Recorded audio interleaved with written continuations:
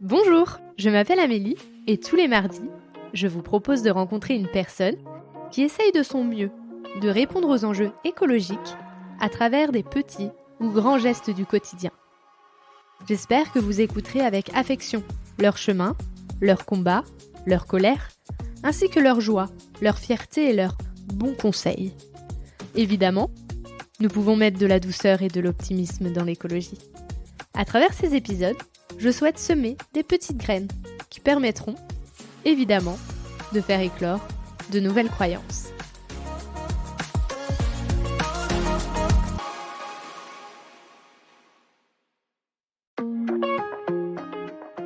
L'avion, je pense qu'aujourd'hui on s'est dit on prend plus l'avion pendant 10-20 ans, mais je pense qu'en fait on prendra plus jamais l'avion, juste qu'on ne le sait pas encore. Ça aussi ça a été une décision très très compliquée parce que moi mon rêve principal dans la vie c'était de voyager.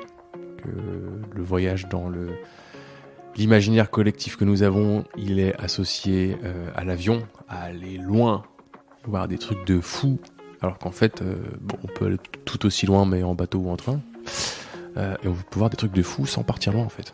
Et juste voilà, il n'y a pas besoin d'aller à Bali pour kiffer la vie.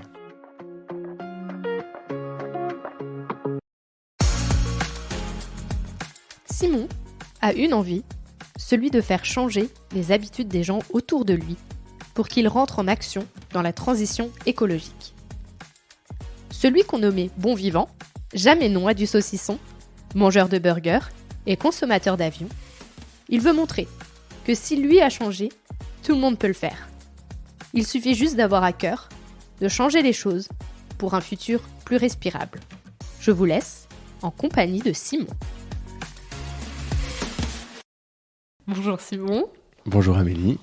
Comment te sens-tu vis-à-vis de l'écologie et de la nature au moment où on se parle ? Quel est ton sentiment ? Je dirais que je suis assez heureux aujourd'hui d'être connecté à la nature. Je me suis levé tranquillement ce lundi, sans la pression d'aller au boulot puisque je suis en congé. Mais globalement, ça va être une journée tranquille où je vais prendre mon vélo, aller pédaler, apprécier un peu la nature. Et voilà. Est-ce que ton lien à la nature et à l'écologie a évolué au fil du temps ? Je ne sais pas s'il a évolué, mais je sais que l'intensité de ce lien, elle, a évolué. C'est-à-dire que j'ai toujours été connecté à la nature, parce qu'en fait, j'ai toujours aimé des activités outdoor. Et notamment que ce soit la course à pied ou être dans la mer. Et en fait, c'est vraiment dans ces moments-là où je suis seul en pleine nature, où j'ai vraiment l'impression de vivre pleinement, où je suis heureux, où je suis centré. Et donc, ça a toujours été. Donc, j'ai toujours été hyper connecté à cette nature. Après, il y a des moments de ma vie où finalement, cette activité, je les faisais plus tant que ça, ou cette nature, je la regardais plus tant que ça, et où en fait, j'étais un peu, on va dire, dans la vie capitaliste traditionnelle du XXIe siècle, où on fait tout rapidement, on prend pas le temps de se poser, on prend pas le temps d'apprécier la nature, et donc ce lien qui existait, qui était fort à une époque, il a peu à peu diminué, pour que j'arrive à un moment où en fait, j'étais plus forcément bien dans mes baskets. Et on va dire qu'aujourd'hui, c'est le contraire. Je travaille à réaugmenter la taille de ce lien. Donc, quand tu étais plus jeune, la nature faisait partie intégrante de ta vie, mais tu t'en rendais pas compte qu'elle était importante. On peut dire ça comme ça. Pour moi, c'était mes sports, c'était ma façon de m'évader. Après, moi, j'ai passé mon enfance dehors, mis à part l'hiver quand il pleuvait, à jouer au foot avec les copains ou à courir à droite à gauche. Donc en fait, quand t'es dehors, t'es connecté à cette nature. Quand tu vas te promener au bois, t'es connecté à cette nature. Quand tu nages dans la mer, t'es connecté à cette nature. Mais tu t'en rends pas forcément compte, parce que surtout quand t'es enfant, tu fais les choses instinctivement. Tu te dis pas, je vais me connecter à la nature. Non, tu fais ce que t'aimes, point. Et il s'est avéré que ce que j'aimais, c'était être justement connecté à cette si chère nature. As-tu récemment pris connaissance que tu avais besoin de cette nature, ou alors ça fait déjà plusieurs années que tu sais qu'elle est là et que tu essayes de mettre en place des choses ? C'est une question difficile, parce que pour moi, il y a deux façons de répondre possibles. La première, c'est... il y a une façon de répondre, c'est lorsqu'on a conscientisé la chose. Et il y a notre approche qui pourrait être le contraire, c'est-à-dire que c'est faire les choses sans les conscientiser. Je reviens à la question d'avant où je te parlais de mon enfance. Là, tu fais les choses sans conscientiser. Si je pars sur l'approche conscientisée, on va dire que ça fait peut-être 1 an ou 2 que je conscientise que mon besoin d'activité extérieure pour respirer, c'est surtout en fait mon besoin d'être dans la nature et de profiter d'elle. Mention spéciale, on va dire, pour l'océan, qui en tant que breton a toujours fait partie de ma vie. Il a réussi à le placer. C'était facile. Il a toujours fait partie de ma vie. On va dire qu'il n'était pas considéré comme nature, mais c'était vraiment, j'avais besoin d'y aller pour me recharger, pour me ressourcer. Mais ça, voilà, c'était vraiment fait inconsciemment jusqu'à, on va dire, il y a 1 ou 2, où maintenant, en fait, je sais pertinemment que voilà, si j'ai trop de ville, si j'ai trop de travail, si j'ai pas assez voilà, de pause, de calme, de nature, il y a un moment, je serai pas bien. Je vais pas me sentir bien et j'aurais besoin de prendre cette pause pour justement, on va dire, me ressourcer, aller respirer un coup. Donc là, si je comprends bien, tu as un lien de plus en plus fort avec la nature donc dans ton temps perso. Est-ce que tu fais d'autres choses dans ton perso pour respecter de plus en plus la planète et l'écologie? J'essaye, à mon humble petite échelle. On va dire que j'ai commencé à me rendre compte de ce qui déconnait avec quelques lectures, quelques vidéos YouTube, que ce soit on va dire, les classiques, Timothée Paric, Jean Covici, Aurélien Barraud. Et à partir de là, on va dire, en tant que personne à études scientifiques, j'ai essayé de tacler les choses en prenant celle avec le plus gros effet. Moi, j'ai une manière assez radicale d'agir, qui est peut-être pas bonne, on va dire, pour le mental, et que ma compagne m'a beaucoup freiné à prendre les choses avec calme et philosophie. Mais voilà, l'idée, c'est de se dire, ok, on va réduire l'alimentation carnée, parce qu'en fait, c'est ça, aujourd'hui, qui est la principale source des émissions à l'échelle individuelle. On va faire attention au transport, que ce soit moins prendre la voiture, ne plus prendre l'avion, ou de se dire, ok, faut se fixer une limite, parce qu'en fait, c'est important de voyager, c'est important de découvrir le monde, mais ce qui est mal avec l'avion, c'est la façon dont on le fait. C'est-à-dire qu'on le consomme, quoi. Il y a aussi un peu moins d'impact peut-être, mais faire attention à ce qu'on achète niveau consommation de plastique. Et en fait, si métriquement, il est moins intéressant que les autres, en fait, il te fait poser des questions sur tout ce que tu achètes et sur le sens réel de ces achats et surtout, est-ce que tu as vraiment besoin de ça? C'est con, hein, mais et je pense que voilà, sur le papier, lui, c'était quelque chose qui n'apportait pas beaucoup, et en fait, il a vraiment retourné la façon de penser, de se dire, ah ouais, mais ok. Avant, quand t'achetais un paquet de gâteaux avec des plastiques, tu disais, bon, c'est juste des gâteaux. Maintenant, tu te dis, ah oui, bon, c'est du plastique pour un truc, en fait, je pourrais acheter la même chose sans plastique, c'est juste que c'est pas au même endroit, ou alors je pourrais le faire moi-même, et donc j'ai pas besoin de l'acheter. Bref. On va dire que c'est des petites actions qui étaient plus ou moins fortes, plus ou moins dures à faire, en fonction du mental, des saisons. Et là, tout récemment, je pense que j'ai franchi un petit cap où je me disais, bon, c'est bien, t'as mis un premier pas, mais t'allais pas au bout des choses. Et par exemple, je peux dire qu'à partir du 1er avril 2023, j'ai décidé d'être végétarien à plein temps. Et je pense que c'était écrit, de commencer tranquillement, et puis d'être un peu frustré, d'avoir l'impression de ne pas faire les choses et d'aller assez loin. Parce qu'en fait, le 31 mars 2023, mon dernier repas à viande, c'était des crêpes. Et je trouve que c'est merveilleux dit comme ça. Est-ce que sur ces derniers mois, tu as eu des moments de doute, envie de baisser les bras et de retourner dans ta vie où tu faisais pas attention à la planète? Absolument pas. J'ai eu envie d'éclater tous les gens qui faisaient pas attention. Ça, oui, ça me prend tous les jours. J'ai envie de les secouer. Très très fort. J'ai envie presque des fois de partir en croisade, entre guillemets. Des fois, j'ai peur des fois de me dire peut-être que je vais devenir trop extrême si je vais trop loin dans le le combat, mais j'ai surtout pas eu envie d'abandonner parce qu'en fait, je sais que la cause est juste. Je sais que c'est ce qu'il faut faire. Et quand on est dans une démarche dans laquelle on est centré, je pense qu'il n'est jamais question de faire demi-tour. Tu veux partir en croisade. Donc, tu avais l'air quand même assez en colère par rapport aux gens, à la population qu'il y a autour. Et pour autant, en même temps, dans ta vie perso, tu as l'air plutôt d'être serein et en paix avec tes choix. Donc, comment tu fais pour gérer cette paix intérieure que tu as par rapport à ce que toi tu fais au quotidien et cette colère que tu peux avoir envers les autres qui, eux, ne font pas assez selon toi? Alors, là, tu pars sur une question dans le domaine des émotions. Domaine que j'ai appris à cacher et j'ai beaucoup caché tout au long de ma vie. J'ai appris à pas écouter.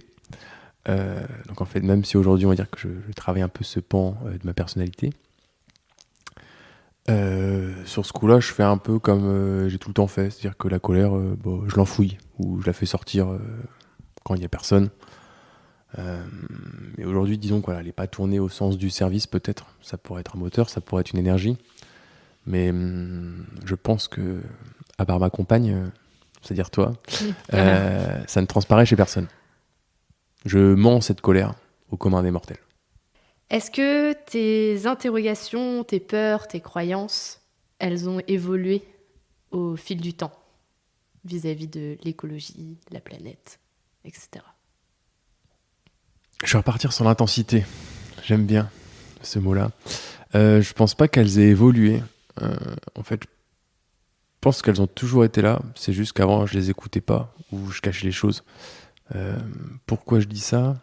On va dire que j'ai un parcours scientifique. Donc j'ai toujours écouté les faits. J'ai toujours écouté la science. Et c'est vrai que, mine de rien, nous, depuis qu'on est né, on parle de ça. C'est juste qu'on en parle très peu. On en parle de plus en plus aujourd'hui, mais à l'époque, on en parlait très peu. Mais on en a toujours entendu parler. C'est juste qu'en fait, on préférait, au fond, soit tourner la tête quand on comprenait, c'était plutôt mon cas, ou soit, en fait, quand on comprenait pas parce qu'il manquait peut-être ce petit background scientifique, en fait, on se disait, mais non, n'importe quoi. On était dans le déni.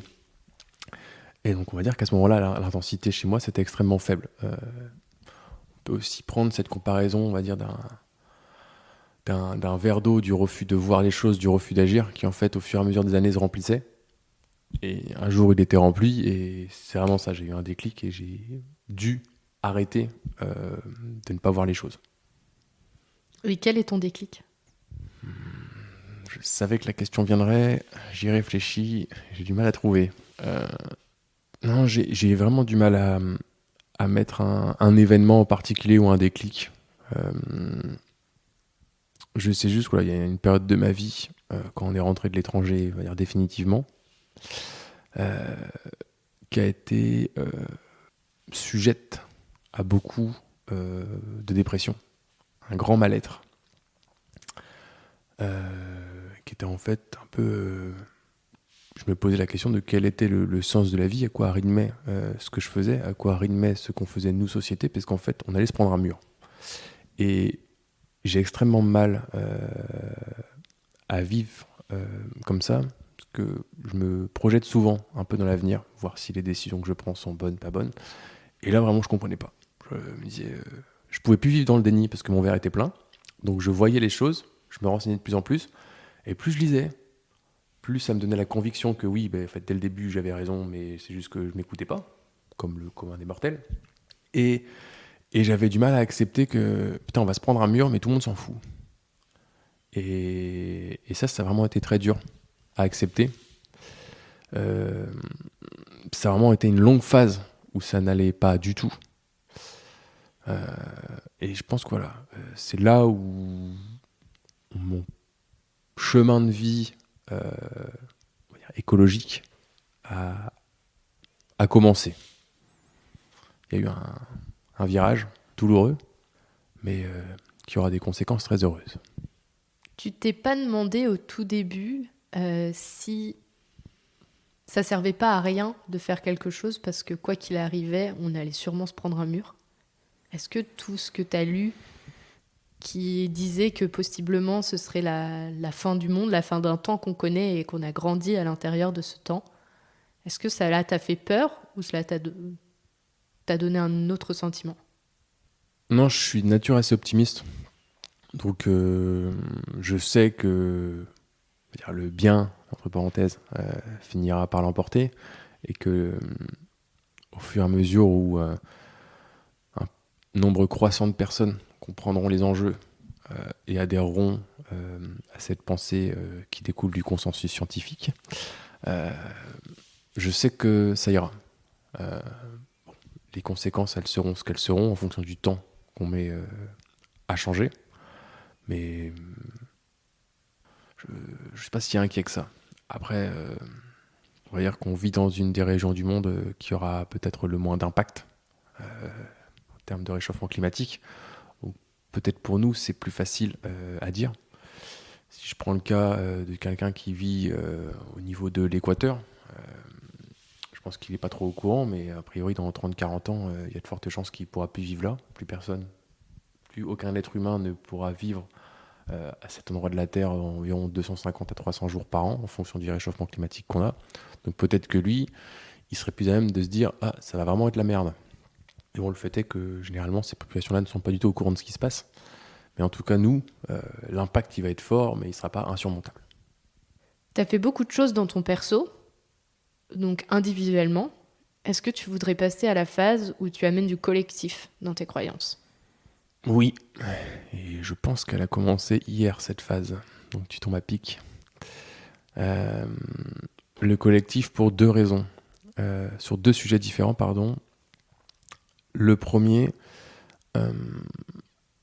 c'est j'ai envie d'être une vitrine pour mes amis, pour mes proches. J'ai envie de repousser la barrière où on se dit « Oh non, ça c'est pas pour moi, ah c'est trop compliqué ». L'exemple typique, en devenant végétarien, j'ai envie que tous mes amis se disent « Putain, Simon avec qui on se faisait des grosses raclettes, avec qui on mangeait des bonnes côtes de bœuf, des gros burgers, là, cet homme qui aime la bouffe, putain, si lui il l'a fait, oui, nous aussi on peut le faire, c'est pas insurmontable. » Et j'ai envie d'amener ces réflexions-là dans les gens que je côtoie, du par les choix que j'ai pu faire. Ça, c'est le premier point. Et le deuxième, c'est j'ai envie d'avoir des actions qui sont un peu plus collectives, mais directement. C'est-à-dire, aujourd'hui, je me forme pour être animateur de la fresque du climat. C'est une première chose. Aujourd'hui... Est-ce que tu peux expliquer ce que c'est la fresque du climat pour ceux qui ne connaissent pas? Oui.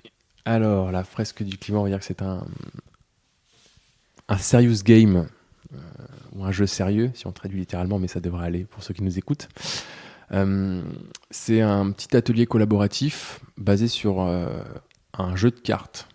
Des cartes qui sont en fait des extraits des rapports du GIEC et qui nous permettent tous ensemble de faire des liens, tous ensemble en intelligence collective, de faire des liens de cause à effet entre les différentes causes possibles du réchauffement climatique et leurs conséquences.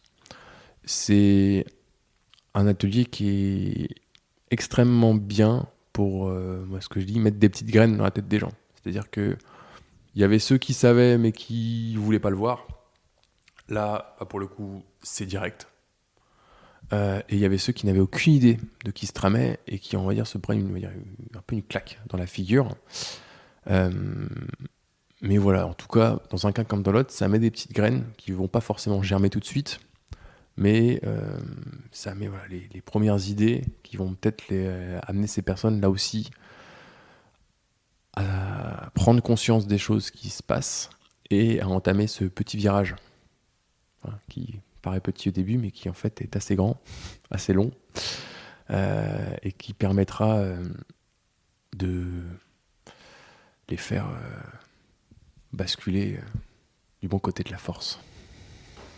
Et donc si on reprend à la base, que là tu as fait une petite parenthèse sur qu'est-ce que la fresque du climat, qu'est-ce que toi tu vas en faire de cette fresque? Quels sont tes objectifs vis-à-vis de ça?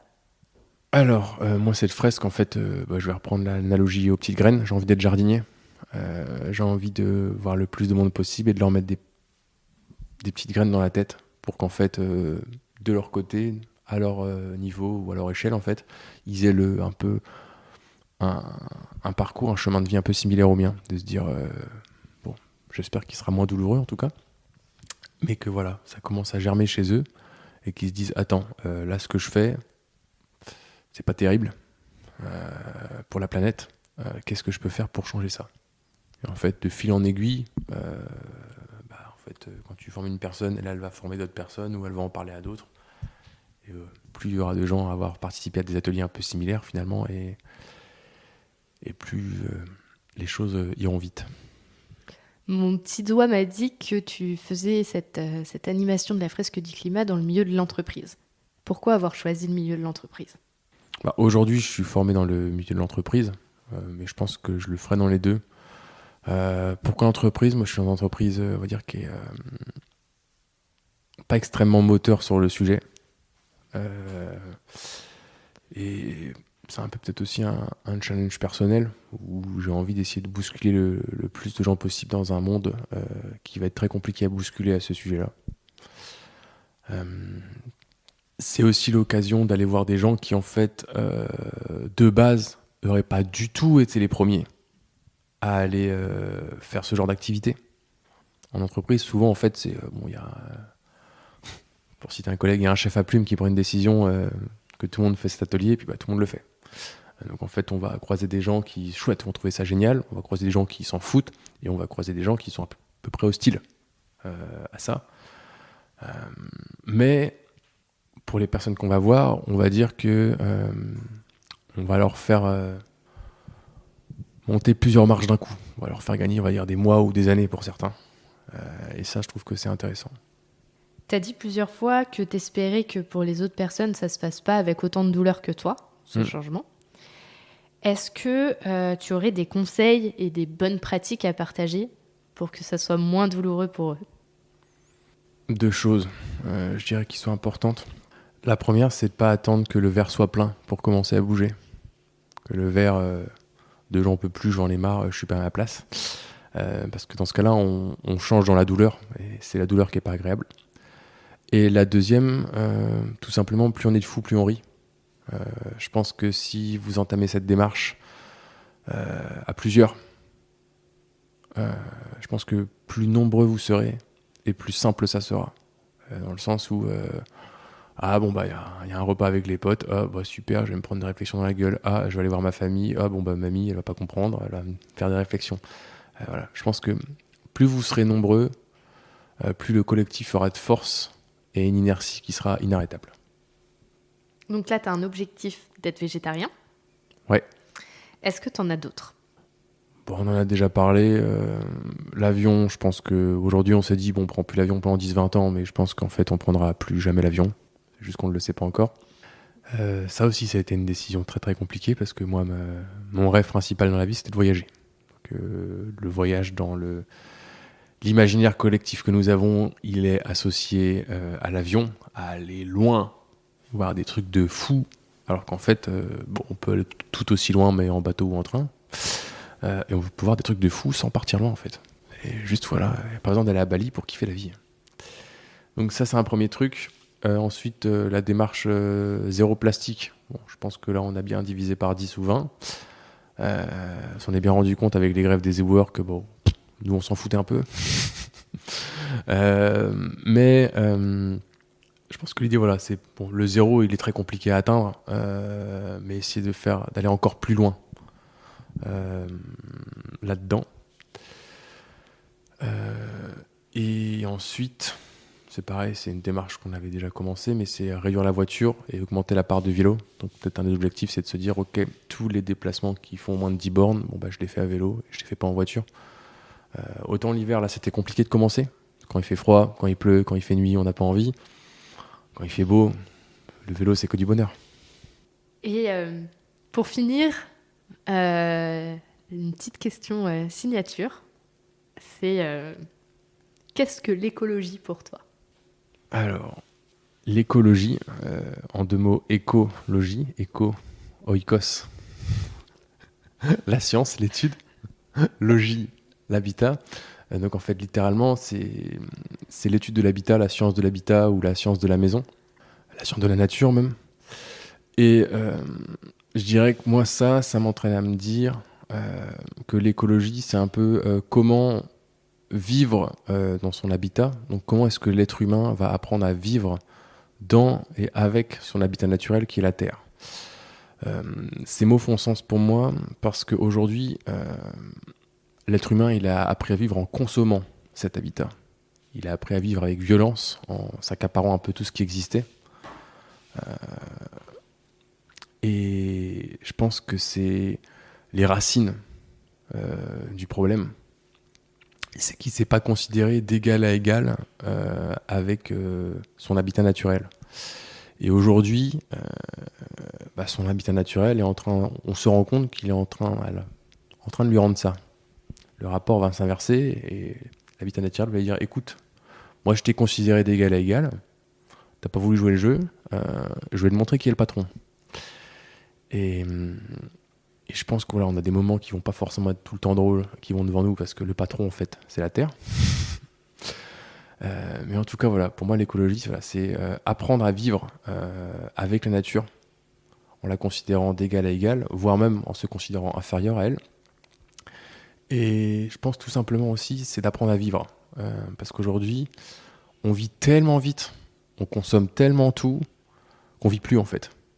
J'ai l'impression qu'on consomme notre vie comme on consomme tout le reste et on a beaucoup à gagner à vivre avec la nature parce que ça nous fait ralentir, ça nous fait apprécier les choses, ça nous fait vivre tout simplement et pour aller plus loin avec ton podcast qui veut voir l'écologie avec positif, je dirais que ça nous rend aussi donc plus heureux parce que plus de vie forcément c'est plus de bonheur et dans toutes les actions qu'on peut mener aujourd'hui pour essayer de faire bouger les choses et de se bouger soi-même, je pense que la plus belle des récompenses c'est de voir qu'on est plus heureux. Merci d'avoir écouté cet épisode. J'espère qu'il vous a donné envie de participer à la transition écologique et vous a donné une nouvelle oreille attentive à ce qui nous entoure. Si le cœur vous en dit, je vous propose de me laisser un avis, de vous abonner et de me rejoindre sur Instagram, Facebook et LinkedIn. Vous pouvez m'envoyer un message à évidemment e.vie.de2ment.podcast@gmail.com. En attendant mardi prochain, je vous souhaite, évidemment, de jolis moments de vie en pleine nature.